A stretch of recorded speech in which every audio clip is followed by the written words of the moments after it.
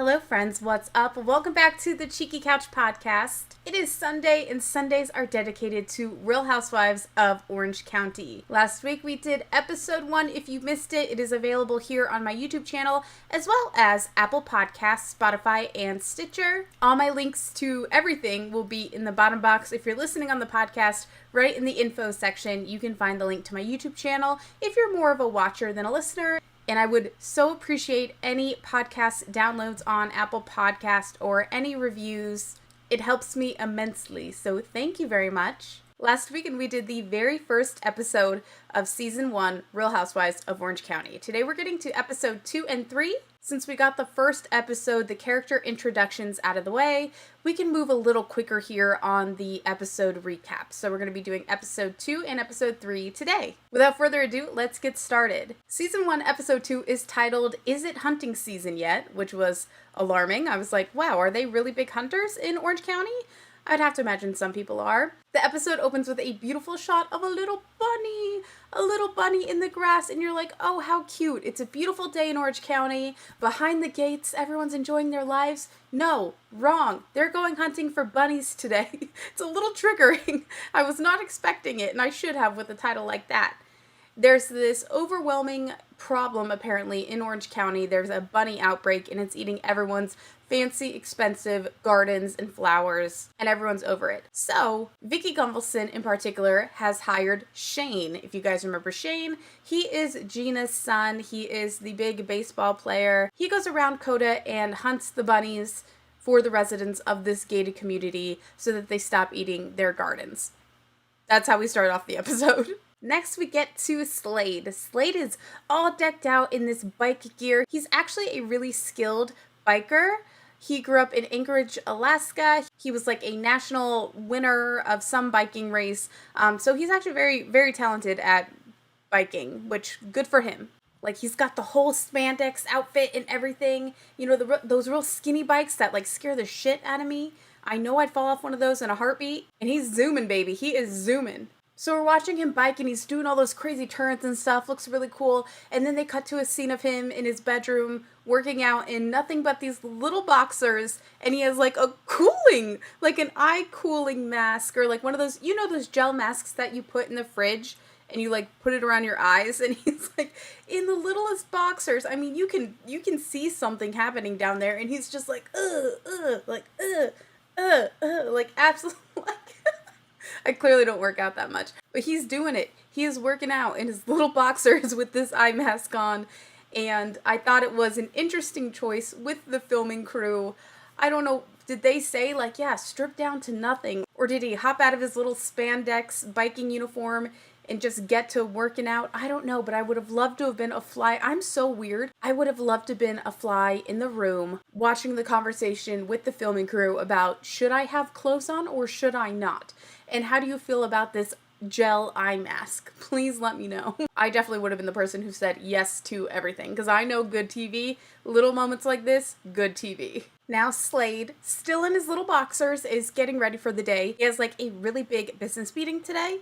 I believe if he landed this commission or if he landed this, again, I still have no freaking idea what he does. It's one of those jobs that I have no idea what it is. But anyway, if he lands this account, it would multiply his income like 3 times. It's a big deal. So he's doing a face mask. He's like peeling the stuff off his face, picking out the perfect little suit, getting the best watch. You can tell he's really trying to show up. He's going to try and use the fact that he lives in Coda and like, you know, spiffing himself up a bit to try and land this deal because I'm sure there are jobs that are kind of like that. Like people won't work with you unless you look the part. So Slade's in the kitchen. He's all suited up, ready for his big meeting, and Jo slouches in. She's in her PJ. She has these cute little slippers on. I love Jo. She is just cute as a button. And actually, I do believe she just got married. So congrats to Jo. I'm glad she finally found the one because I can tell you right at this moment, Slade was not it. He asks her, what's she going to do today? She goes, I don't know, you know. Clearly, she is bored as hell. This was a career woman. She was in reality as well.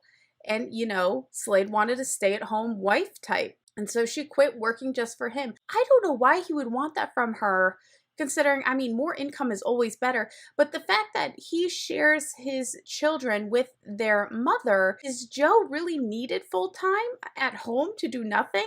Do you want her to just do nothing? And then the house looks tidy enough. I don't think they make big messes or anything like that. It's almost like he just wants that title. He wants to say that he has a stay-at-home wife. Honestly, to me, it's a creepy power move. I really don't believe it's for the benefit of the children or for, I don't know, maintaining the household. I just get that vibe from him, you know? So Joe is clearly bored to death. She has no plans today. And he makes this comment. He's like, do you think you could do some cleaning, or are you just going to go shopping? And she's like, sure, maybe I'll clean. Like, what a thrilling day. You know what I mean? And by the way, I have a few friends who are stay-at-home moms. It's no easy feat. That is a job in and of itself. He only has the kids part-time. Does she really need to be cooped up on the days that they're not there? Couldn't she at least maintain her job on days where the children are with their mother? I don't know. It rubs me the wrong way. And clearly it rubs Joe the wrong way too, because she does make a comment about how she misses working.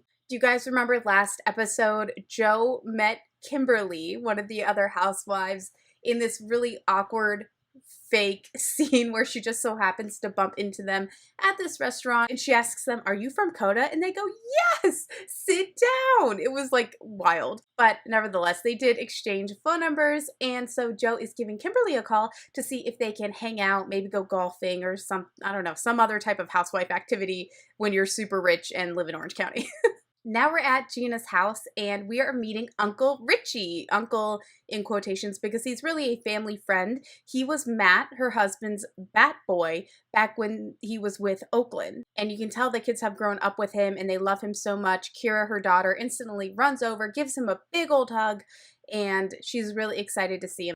But Richie is funny. Kira is so excited to show him her new car. It's a brand new BMW. He's telling Kira about how when he was 16, he was driving a dump truck, so he's probably working in the garbage field, waste management. Next, we're with Vicky. Vicky is planning for a vacation.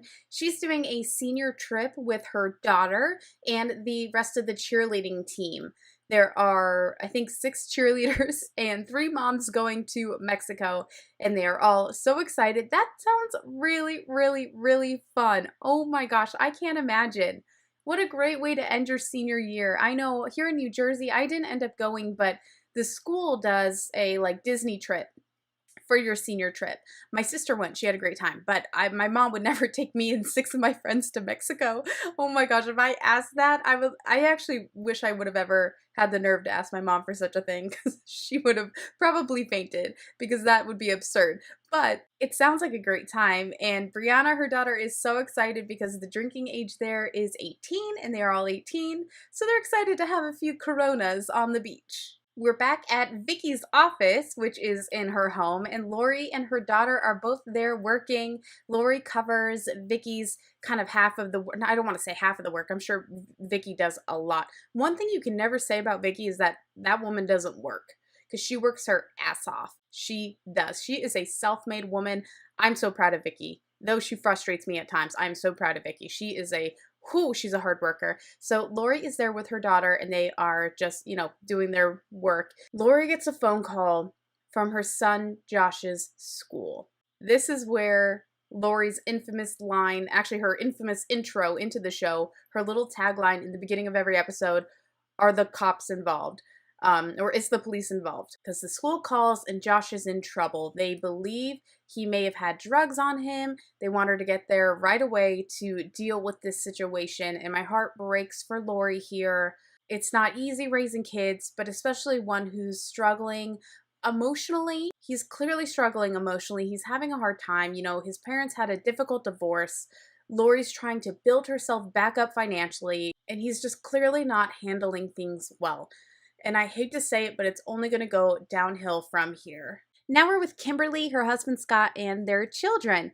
They're headed to finally buy a new car. You can tell they're a little self-conscious about this vehicle that they are driving. It's an older Ford. It's this kind of foresty green. They moved here 3 years ago from Baltimore, so they're really not used to this kind of like Mercedes, Lexus type of lifestyle. Not that they didn't have money. I really don't know about their financial situation just yet. I don't know if it comes up later in the season, but they've been using this car for a very, very long time. So they're very excited decided to replace it with a nicer version so that they feel more, I guess, normal in Coda. You know, it's that financial, social pressure of just what car you drive. The same old thing. I mean, that happens in even not wealthy communities. People are so judgy, it's ridiculous. But yeah, they're really excited to buy a new car. They're at the Ford dealership, and the salesman is like talking them up for this Ford Expedition. I believe it's the same car they have now, just newer, nicer. And they are grilling this car salesman.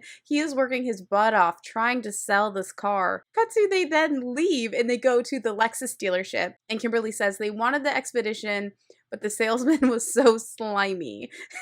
So they went with a Lexus. I don't know, maybe they cut out some parts. I didn't see him being very slimy, I'll be honest. He was very nice, very friendly, answering all their questions to the best of his abilities. He did make one comment saying there's plenty of room in the back for friends or for grandchildren. Kimberly's not at the age for grandchildren yet, so maybe that's where she was like, like, we're heading off to the Lexus dealership? I don't know.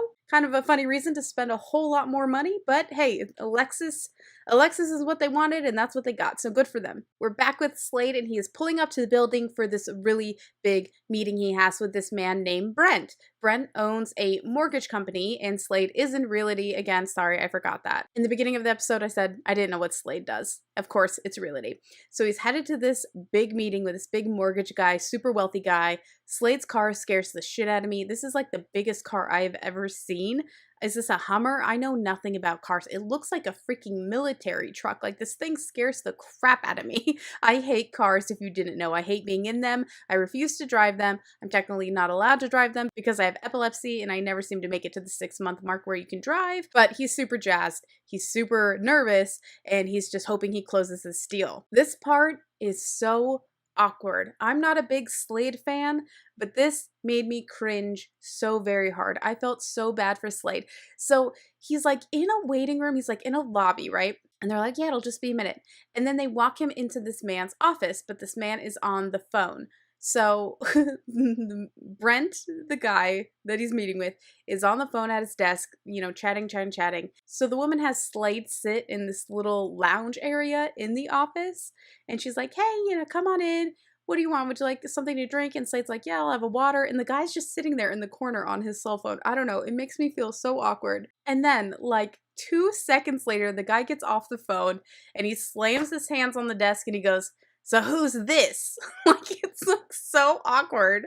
Like, do you not know who you're taking a meeting with? Or is that just kind of like your line? Is that what you say when people come into your office? It's kind of disrespectful. So Slade has to walk over from this little lounge area. It's actually a huge office. So it's kind of an awkward like walk up to his desk. I'm telling you, you guys, you have to watch this scene. It is so cringe to me. And the guy is just a dick to Slade the entire time.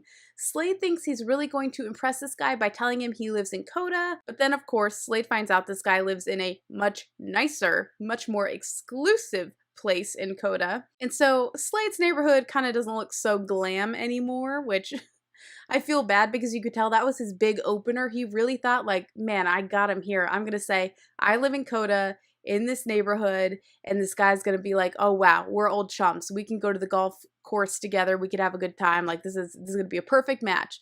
The guy's not impressed, literally at all. And then he's rude to Slade the entire rest of the appointment. Slade's trying to explain why he's there, you know, what they can do for him, what Slade's company can do for Brent. Brent's picking up the phone left and right. One of the phone calls, he says, hey, baby. Like, I don't know if he's talking to his girlfriend, his wife, or his child. It's super awkward.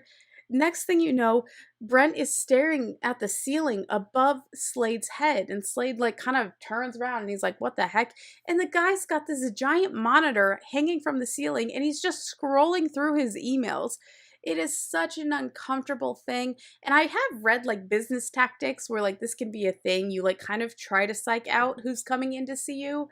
I don't know what the point of that is. It's very rude. The meeting does not go well. Now we're back at Gina's. Richie's there. He is grilling up some burgers, and they're having a little party before they leave for Mexico the next day. It's clearly vacation season here in Kodo. Shane is 18, so Uncle Richie is really excited that Shane can drink on vacation. Now, let us remember, Shane's only 18 here. He's very young, and I was an idiot when I was 18, but he does make some concerning comments. I'm sure he's evolved as a person, but he's talking about how he hates girlfriends. He hates his friends having girlfriends. He's like, they're always giggling, and he's like, it's disgusting. I hate it. I don't even want to be around my friends if they have a girlfriend. You know, girlfriends are always nagging. I'm not gonna lie, kind of like incel talk, but he's young. Now we're back at Lori's house. She's doing laundry. She's talking about how she misses her old life before the divorce. She had nannies, housekeepers, all that, and probably clearly somebody to do her laundry for her, and she misses those luxuries in life. But even more than that, she says she hates how the divorce affected the children and goes on to tell us what happened at school with Josh. So supposedly someone had seen Josh with drugs. A teacher had seen Josh with drugs in their hands. They thought it was drugs at least. She kind of alludes to the fact that maybe it wasn't drugs and says, you know, just because he's had such a hard time in the past, you know, with the law and he's been so difficult, they decide to send him to juvenile hall. I think that is so extreme. I really, really do. I wonder, was there no other option? He had to go to juvie? He's a young boy in high school. Like, say he got caught, and I bet it was marijuana, if anything. I swear to you, I bet it was only marijuana. And to send him to juvenile hall for that, I don't even get me started on all of that stuff. I get so mad. It's legal here now in New Jersey, and there's people who went to jail for it. It's the worst. It is literally the worst. It needs to be legalized everywhere. People should never face jail time for marijuana. So Lori sits down with her youngest daughter, and she's just explaining to her the fact that Josh unfortunately had to go away for a while. Like, I just think this is so extreme. I hate it. Lori is now heading to juvenile hall to visit Josh. It's really sad. She has her daughter and I believe just a friend with her. I believe we see him in later episodes. I don't think that they're a boyfriend. I think it's an ex-boyfriend who still kind of just helps her out with certain things. So that's really nice. But yeah, they're heading to juvie so she can visit Josh, her daughter. Drew him this little picture and she wants to give it to him. Only Lori went in to see Josh. She got 2 hours to spend with him. And I believe this man and her daughter waited the whole time, like out in the parking lot. It looked like, I don't know why they all had to come because that's a long time for that little girl to be in that car. But the sad thing is that Lori wasn't even able to give the drawing to Josh. It's like, I guess, you know, they don't allow you to take contraband or whatever into the juvenile hall, and so he wasn't able to receive the picture, but he saw it and he sent a little kiss and hug to his little sister through Lori, which was really sweet. I think a lot of times when we have family members who are struggling with some sort of addiction or dependency on a substance, I've experienced this myself. You always kind of assume that, you know, the youngest in the family is too young to know what's going on, but you see it right here. She's so young. She knows her brother's away for doing something that, you know, was wrong. And she's sad. She's really, really sad. So it's hard to see it affect someone at such a young age. I think we all tend to think like, oh, they were so young. Hopefully they won't remember. But I think those things really stick with you, you know? It's sad all around. Now we're at Vicky's. Vicky is hustling. She's in her office working hard, talking about her financial anxieties. You know, she took a week-long vacation. She says that's really going to affect her in a month when the commissions start rolling in. She didn't work that week. I really admire that just a week-long vacation has her stressed out from not earning money when she clearly does quite well. Don is out of work right now. If you remember, he was let go. She's about to have 2 kids in college. Michael's in college currently. Brianna will be starting next semester. Don is not working. Brianna only has a part-time job and Michael is not working. And then we learned that Michael did not do well in college and Vicky is rightfully pissed. She says, all you had to do was go to school. I did not require you to even get a job. You just had to do well in school. So he's on probation. He was clearly partying a lot. He says he went to the #1 party school in the country.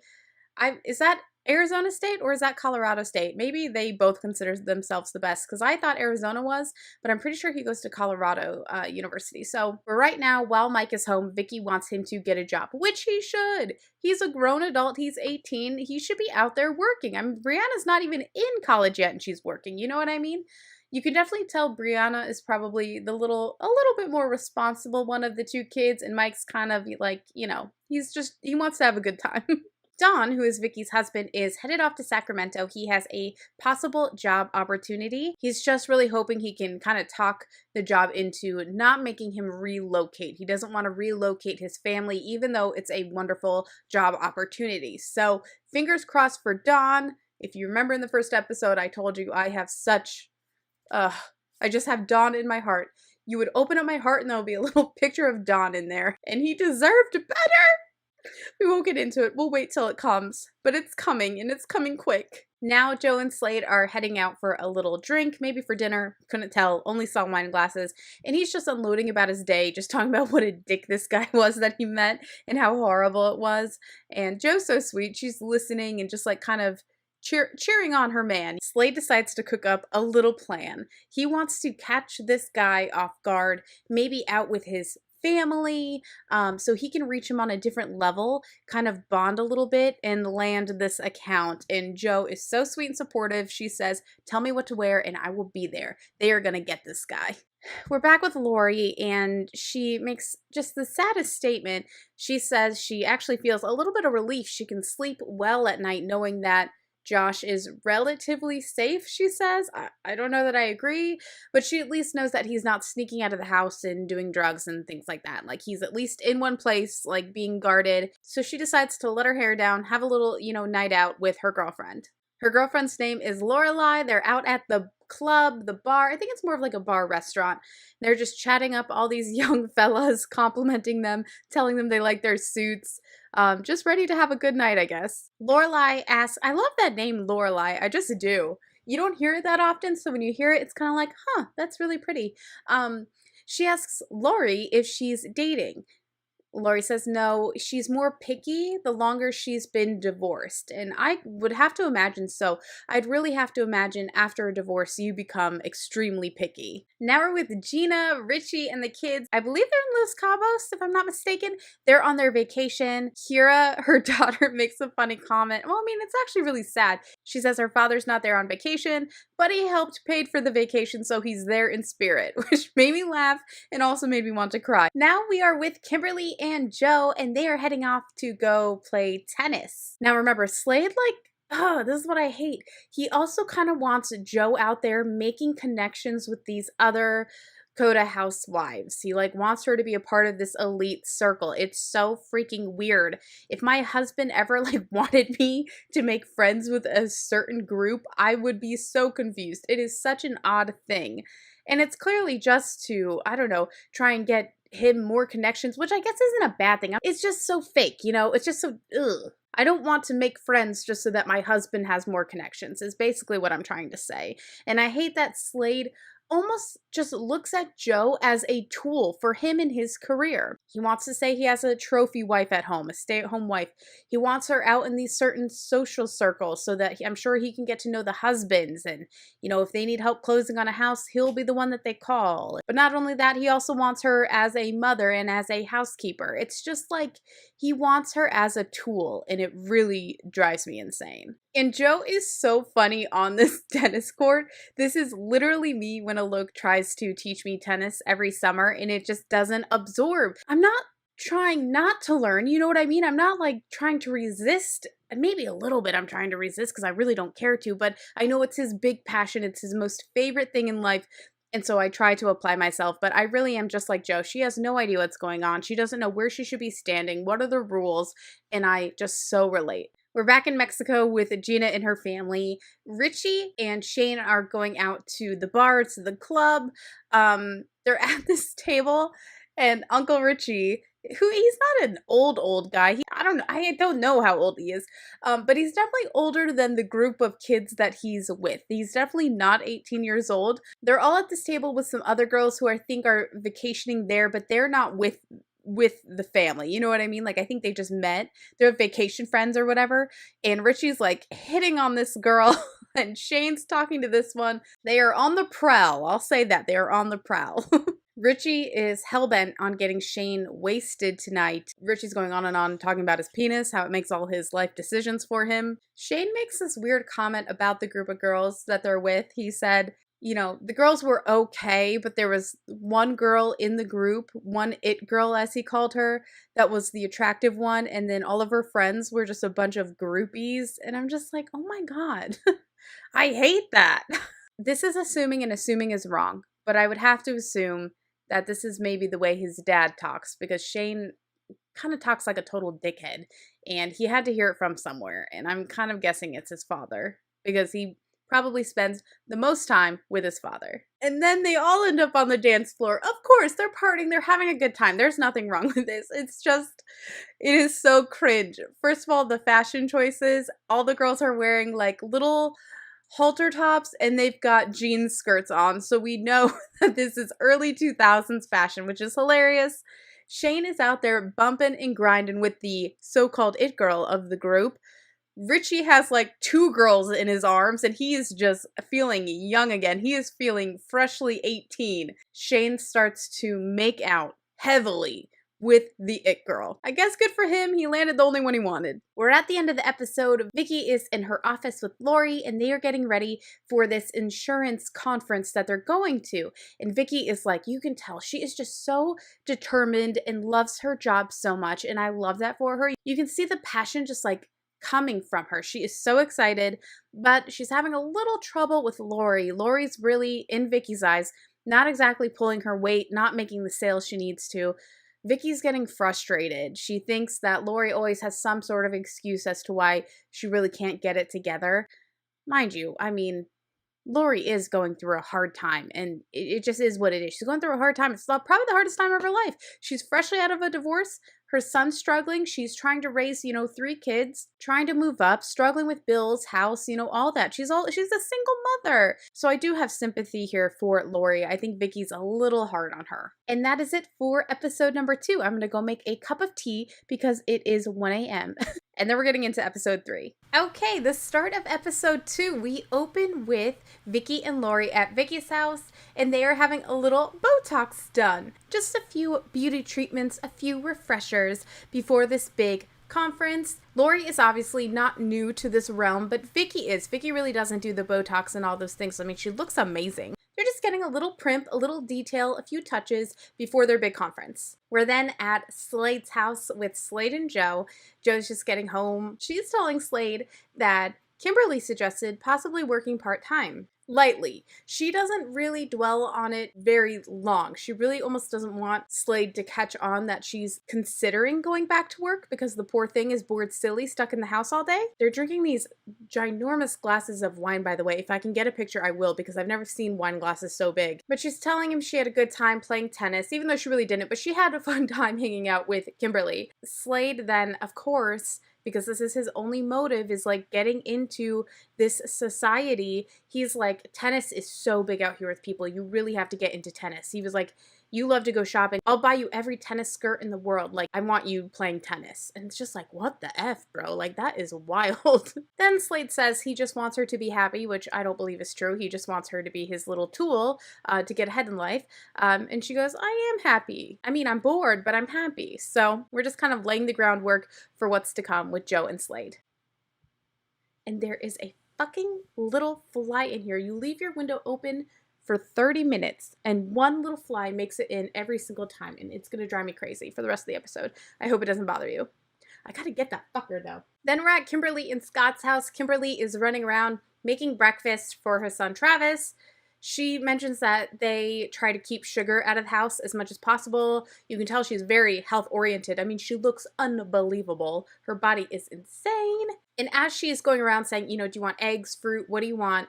Her husband, this is the weirdest thing I've ever seen. Their little boy, Travis, he's 6 years old. He clearly wants something yummy for breakfast, not just fruit or eggs. And so her husband pulls out this drawer in this little china cabinet. One of those random little furniture pieces people have sitting against a random wall, and it has 2 drawers, like a buffet, some people call it, just this little thing. He pulls out this drawer and there's a plate in the drawer with 4 donuts sitting on the plate. It's not like he pulled out the drawer and there was a box of Krispy Kremes. Like that I could understand. You ran out real quick, you grabbed it, and you shoved it in there before your wife saw. totally understandable. The fact that they're plated, the donuts are on a plate, and it's just this, he just pulls out this drawer and there's a plate of donuts on it, an unbelievable sight. I don't know why, I cannot get it out of my brain. It was really, really weird. But Travis's little face just lights up. He's just beaming, knowing he's about to get a donut. Kimberly is also getting ready for a little girls trip she is taking with some of the other wives of Kodo. We're back at Gina's and Shane is out in the yard hitting some balls, swinging a miss, he's swinging something. He's swinging a bat, hitting the balls, playing baseball. Gina then says that though Shane was drafted by the Oakland A's, he has decided not to sign with them. He's going to go to a local college, get a little more playtime in, and try to impress the scouts next season. I guess he wasn't happy with the whole Oakland A's situation. It sounds like he was one of 100 who were signed or who were offered Oakland A's, so maybe that means less playing time for you or less of a chance that you'll even get to play even if you are signed. So understandable. If you think you got it, you think you got it, and you want to hold out for more. Maybe if he gets more playtime in, he will do better. We're back with Slade at the equestrian center. He brought his 2 kids with him, and this is where he is going to ambush Brent from episode 1, the big mortgage guy. He, I guess, knows that he's going to be there. I mean, obviously, this is definitely a contrived storyline. This has to be set up. It just has to be, or else this would be really terrifying. But he's going to try and schmooze the guy, bring the boys, and try to appeal to him that way so he can land this big account. So Slade walks up to this Brent guy and is like, "Hey, remember me? Small world." And the guy's there with his family, his wife and kids, and Slade brought carrots for the boys to feed to the girls as horses. It's crazy. It's a little strange, but okay, I'll go with it. Slade says, "Hey, I wish my fiance was here. She's really, really into horses. She really wants to learn how to ride," which I don't think Joe has ever said once.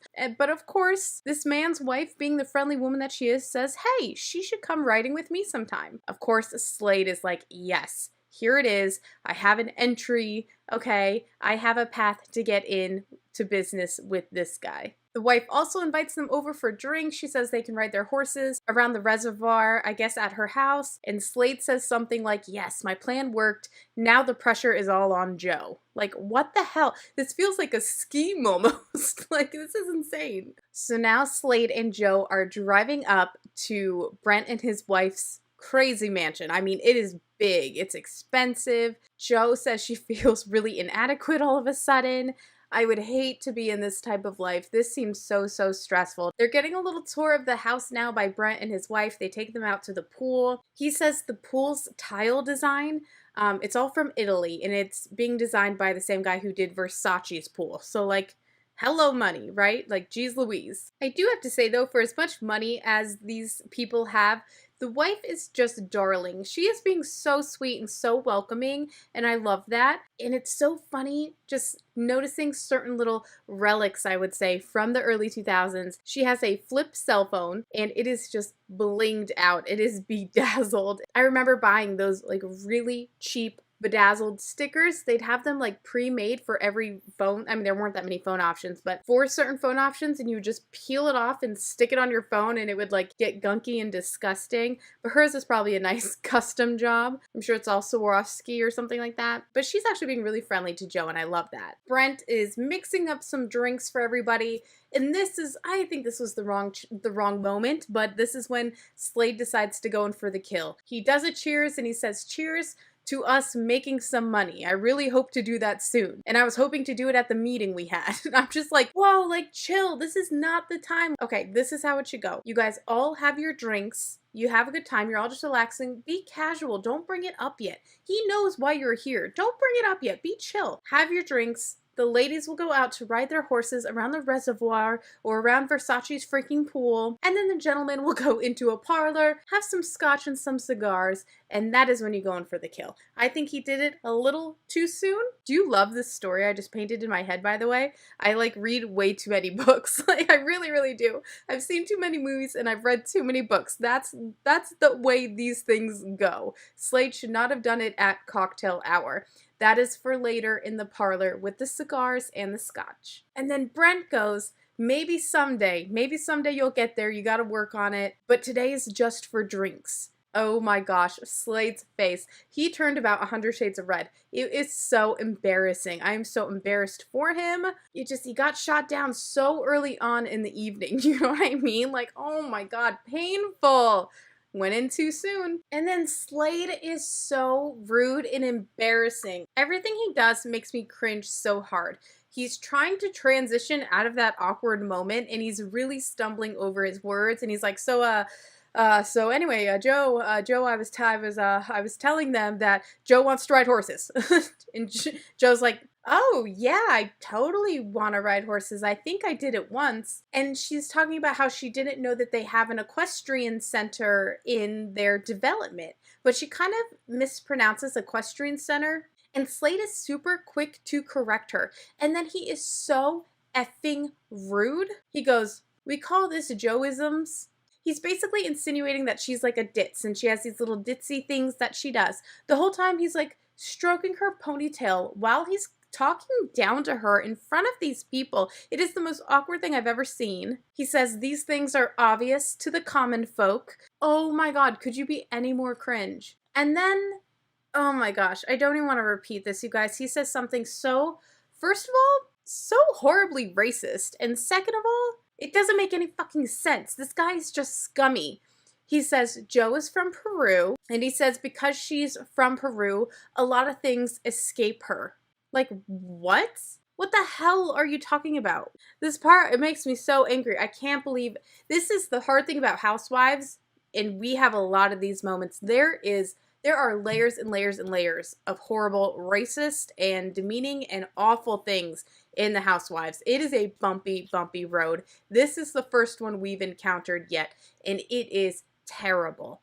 What I think is possibly what he could mean, he's just horrible, is that maybe English is not her first language, and so she pronounces things wrong occasionally. By the way, you guys, the whole time he's petting her as she's saying these things, and he's like tucking her hair behind her ear, and it is the most disgusting, demeaning, horrible thing ever. Ever. You guys, it is so, so cringe. I'm telling you, if you watch this episode at home, by the way, it is available on Peacock. It has left Hulu. It is now on Peacock. I could not be any more annoyed, and I swear they did it because they saw Cheeky Couch started and they immediately moved platforms. So a lot of them are still on Hulu, but the first few seasons of Real Housewives of Orange County in particular are now on Peacock. I'm just warning you, if you watch this, brace yourself. You're going to want to throw up or punch Slade in the face, whichever. Now we're with Lori and Vicky. They're actually at their own homes, but it's bouncing back and forth between the both of them, and they are instructing their daughters how to behave while they're away at this conference that they're going to. Lori is telling her daughter Ashley absolutely no parties, no one is allowed to sleep over. Same thing to Brianna. I kind of believe that Brianna is going to be a little bit better behaved than Ashley, but we will see. Now we're finally in New Orleans for the conference. Vicky's sister, who looks like Vicky's twin, it's kind of crazy, they look so similar, is there as well. She also sells insurance, so all the girls are here together. Unfortunately, Lori's luggage did not make it to New Orleans. Vicky says it's because Lori did not plan enough time. She was, rushing and clearly trying to paint the picture that Vicky's really responsible, whereas Lori's still trying to kind of find her way, I guess. We see Vicky and her sister checking into their fancy hotel, the Windsor Court, and it's really expensive apparently because Vicky then tells us that Lori unfortunately could not afford to stay at that hotel and that she's staying at a less expensive hotel, which who the F cares? How long do you even stay in the room? Do you need all that extra stuff? Probably not.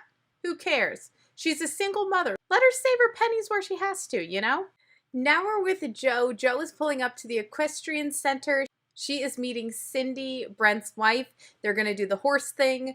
Joe's walking up saying she knows absolutely nothing about horses. She's strictly here to make friends with Cindy. And she's doing the funniest thing ever. This is like me back in high school. She applies her lip gloss. She's just slowly sliding it into her cleavage as a little safe spot because you got to remember, this is the year. This was the age of low-rise jeans, like super low-rise jeans. So she has nowhere to put the gloss, sliding it in the boobs. We've all been there. And Cindy's horses are completely glammed out. They have glitter on their hoofs. They're like all in pink.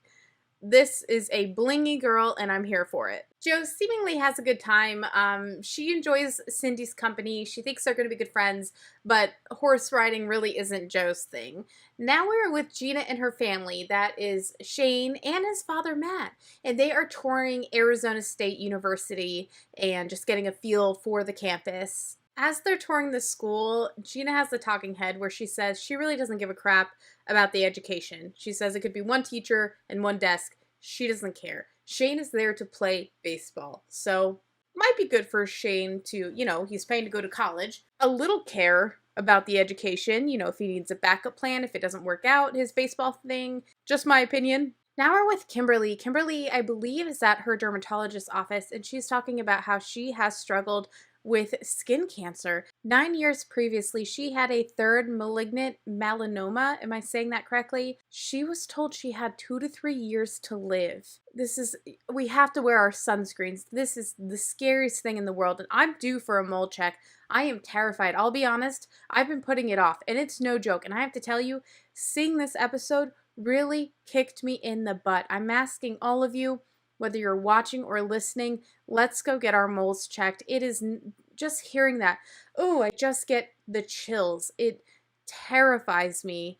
I'm so glad she's here and I'm so glad she's okay, but it's something she'll have to worry about forever. These little moles creep up and they can just literally take our lives from us. It's so scary. Luckily, her doctors were wrong. She's still here today, thank God. And she says actually that fear that she was going to lose her life has really changed the way that she lives. She just lives by the moment. She has no fears.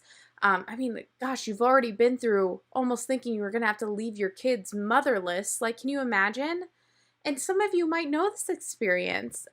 This is horrifying, and I'm so glad she's okay. Now she's out to dinner with her girlfriends. Again, they're on this little girls' weekend getaway, and this was like the second most cringe thing in this episode. They're out for hibachi dinner. They've probably consumed a few cocktails. And the girls have gone wild. They're doing a food chain. It is disgusting to me. I don't understand doing this. I really, really don't. So they're doing a food chain. So all the girls are sitting around the little hibachi table.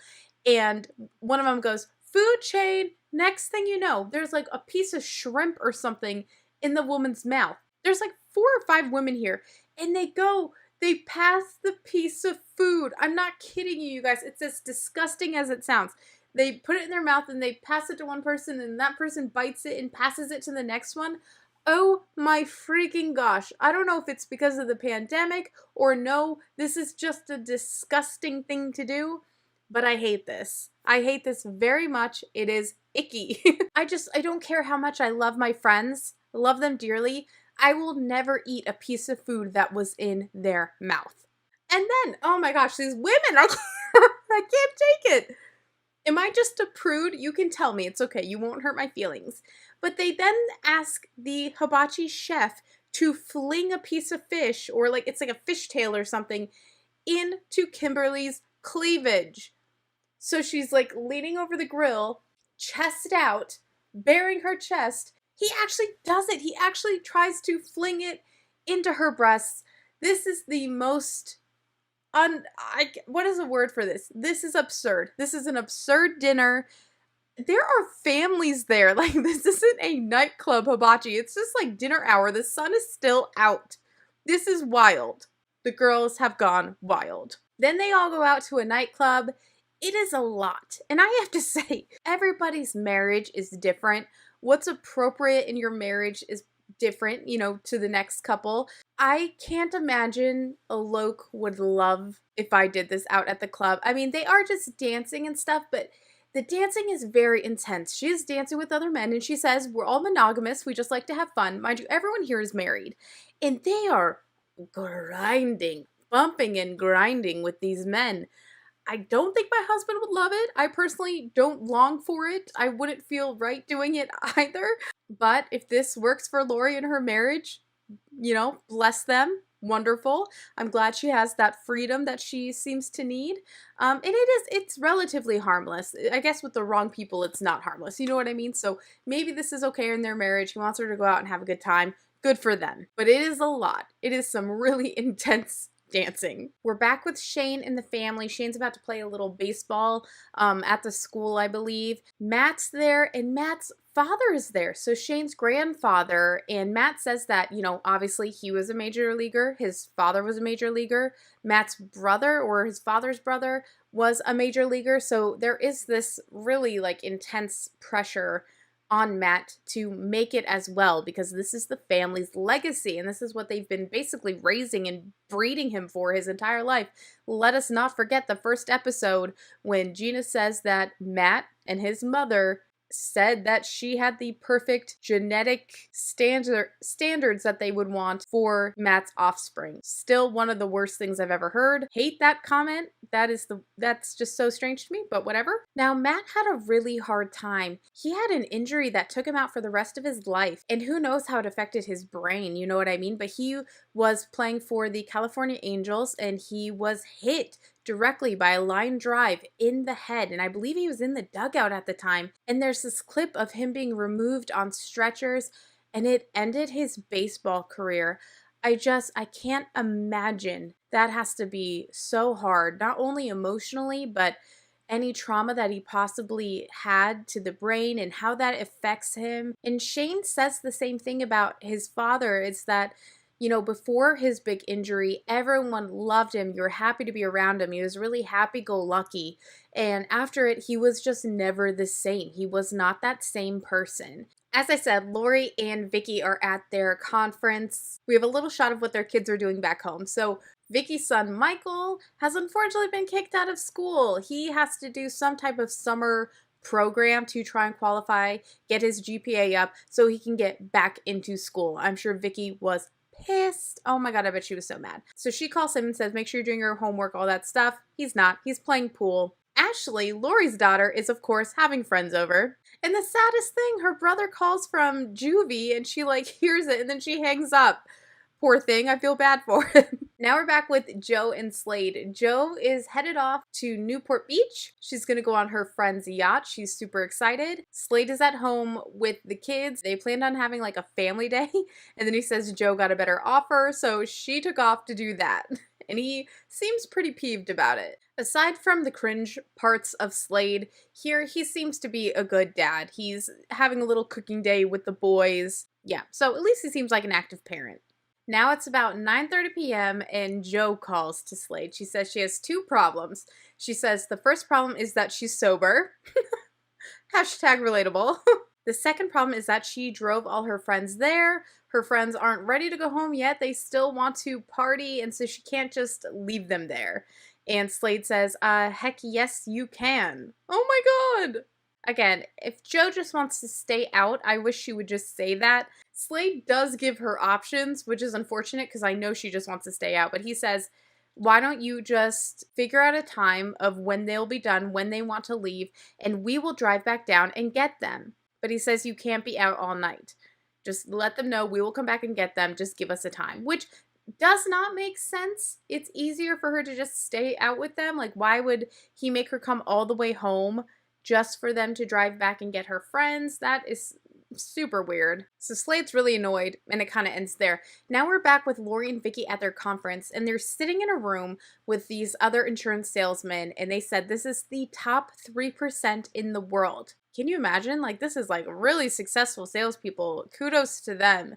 And Lori is clearly a little intimidated and a little uncomfortable. She's not quite there yet, but I do hope that this conference really, and I think Vicky hopes it too, that this conference is really going to get her jazzed about creating this career for herself. This is nothing but potential in front of you. Listen up, pay attention, and she wants the best for you. She wants you to do well. They show a real quick clip of Ashley having an absolute rager while Lori is away. They're pouring out drinks onto the note that Lori left for Ashley, specifically telling her all the rules and to not have a party. Kids will be kids. And then we are with Kimberly. This scene is, oh my God, I guess this is number 3 of major cringe of the show. She's there with her, I'm sorry, but her god-awful friends. I hope that they absolutely regret filming this episode. What they say is so terrible, and now it lives on in history forever and ever and ever. It's awful. They're talking about the night before, all their partying. Kim lost her belly button ring and she loved the belly button ring. Just another racist moment, basically. Leela, Kimberly's friend, she's saying that she was talking to Kimberly last night and Kimberly was saying, I wonder how my husband would feel if he knew I was dancing with a Puerto Rican guy. And Layla goes, why do you say that? And Kimberly says, well, I think my husband would much prefer to hear that I was dancing with a much classier guy. Mind you, the man she was dancing with had a beautiful suit on. He looked normal. He looked like a well-dressed man out on the town for a good night. And here you were dancing with him all night, and then you say something like that. It's disgusting. And like I said, you see a lot of this on The Housewives, especially the earlier seasons, but also in the later seasons, which is absolutely shocking that they still feel so comfortable saying things like this on camera. You can only imagine what they say behind closed doors. And it just gets worse from there. Layla's laughing and saying, you dance with a little person, and that's not the word she used. It starts with a D. She says you danced with a man in a wheelchair. They're saying this like they're lesser people, and it's disgusting, horrible, and I hope that woman is ashamed. In fact, let me see. Has this woman ever apologized for this shit? Because this is really annoying. Let's look this up. I can't find anything of this woman apologizing. And unfortunately, there's been so much racism from the likes of Kelly Dodd that's pretty much all that fills up the Google search. Maybe if I keep searching back pages and pages and pages, I'm about 6 pages deep, but maybe I will find it. But unfortunately, Tamra, Kelly have been so terrible that Google is flooded with their behavior. So just buckle up. There's a lot to get through. It's terrible. Now Vicky, Lori, and Vicky's sister are sitting by the pool talking about the night before. Clearly some things happened that the camera didn't capture. Vicky got a standing ovation. Vicky sold almost $500,000 worth of insurance policies this year. $500,000, a standing ovation. It makes me want to cry. I'm just so proud of her. It's just inspiring, and I'm happy for Vicky. Vicky then shares something really personal about why this job in particular is so important to her. Her father was diagnosed with Alzheimer's, and they did not have the money to care for him. So her mother spent all of their retirement money on caring for her husband, for Vicky's father. So this is really more than just sales for Vicky. This is a life experience, something that I'm sure obviously affected them greatly. And yes, she's making money, but at the same time, she's been through this and she wants to help people. So it truly comes from within, and it's probably a big factor as to why she is so successful. She can talk from her experience with this. And I have to say, hearing her story makes me want to, I don't know enough about insurance. I really don't. And this just proved it to me. I really need to educate myself more on that. To end the trip, they of course are out partying it up on Bourbon Street. Guys are putting beads on Vicky and she's like, I'm not showing you my boobs. Gosh, she cracks me up. She frustrates me, like I said. But early seasons of Vicky, she is hilarious, and I really do love her. Now, Gina and her family are back home. Shane, Cara, and Gina are all talking about his college choices. He has 2 choices, and I believe one of them offered him a scholarship, which is great, but it's like 7 hours away, and it snows there. So he's just deliberating between the 2 options. And then, you guys, the episode ends with Joe telling Slade she got a job. She is a mortgage consultant. I can't believe how crazy this is. Talking about like, oh my God, she told him that she got a job. Like, this is so ass backwards. I'm sorry. I feel horrible for her that she's like nervous to tell him that she got a job. And that she kind of had to do it without him knowing first so that he didn't put a stop to it. That is terrifying stuff. I don't want to speak on anyone's relationship, but if you notice those patterns in your own, that's a red flag. Something to really think about, okay? Don't let these men trap you in a home. Don't do it. Yeah, Slade is really disappointed and he's like, what's going to happen next week when you decide you would rather just hang out at home? I don't understand his obsession with her being home. Why don't you want more income? Why don't you always just want more income? I don't understand this. I don't care how successful you are. More money is never a bad thing. Like, I don't get it. And then he's saying, we need to come together as a couple and have a plan for the future. Like, you're not letting us have a plan for the future. And it's like, her having a job will help you plan for the future. What do you mean? This opens up your future. You want to move to that super exclusive neighborhood in Kodo where that man lives that you keep stalking at the horse track? Like, her having a job can get you there sooner. And don't you want, she wants to work. How can you be upset with her? Oh my gosh, it's just, it drives me wild. It really does. I can't stand it.